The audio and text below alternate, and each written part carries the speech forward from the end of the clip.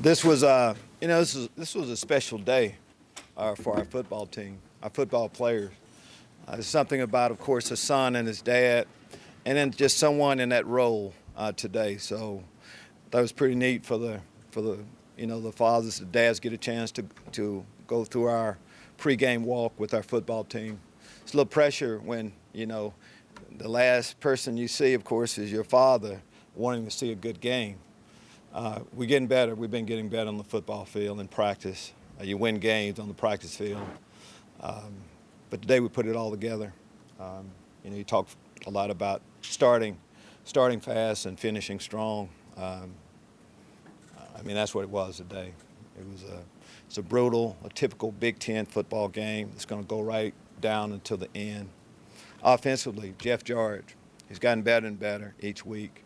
But we needed our quarterback to step up and, answer some drives that they had, and he did. In order to do that, the offensive line has to give you protection. Kendrick Foster, I think he had over, 50, 150, 60, something like it, whatever it was, a lot of yards. Again, you contribute a lot of that to the offensive line. Sam Mays, Zach Grant, had a lot of guys that stepped up. And defensively, different guys. I think we were +1 in the turnover ratio. That was big, but just throughout. Trey Watson, Hardy Nickerson had a lot of sacks. Front played well. Again, great team effort, one that we needed as much as anything. Take your question. Just from the emotional standpoint, what was this locker room like? It must have been nice for you to see these guys happy. Yes, we had forgotten, first off, what it's like. They had to take me through the routine, of singing our alma mater and, of course, in the locker room. But there is no excitement like a winning locker room, just genuine emotion. That's what the locker room was like. You want the guys to feel that more often.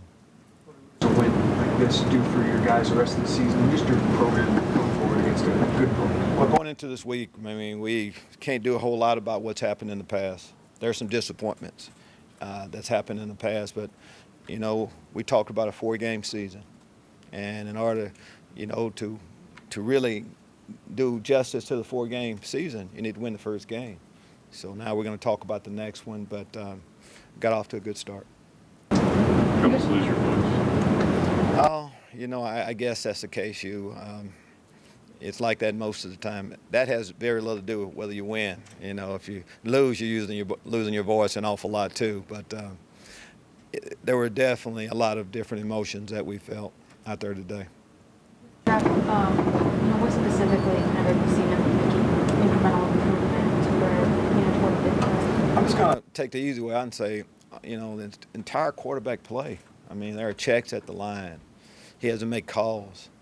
Of course, hand the ball off, but they eventually judge quarterbacks based on how they throw the ball and stepping up and making big throws, And more and more you do something, the more confident you get with it. And that's what we saw from him.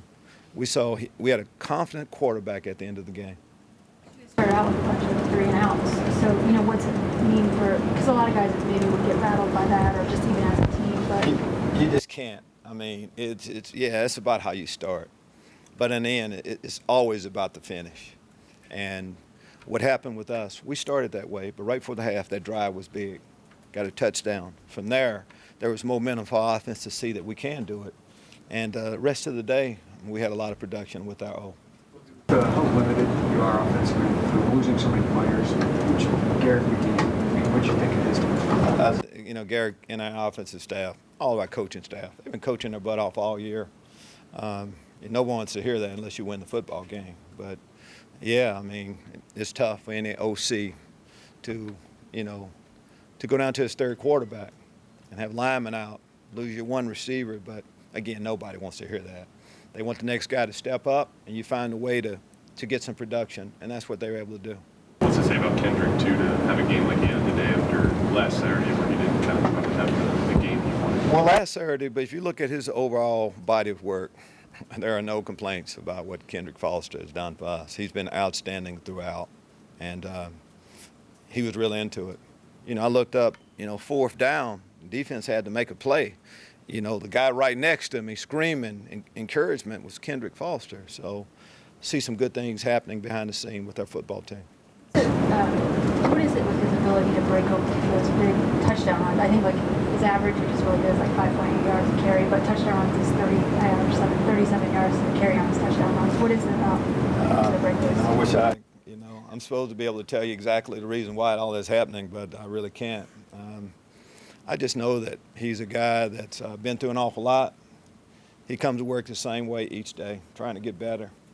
And if you work hard like that and you have talent, which he does, good things happen to you. He keeps his feet moving.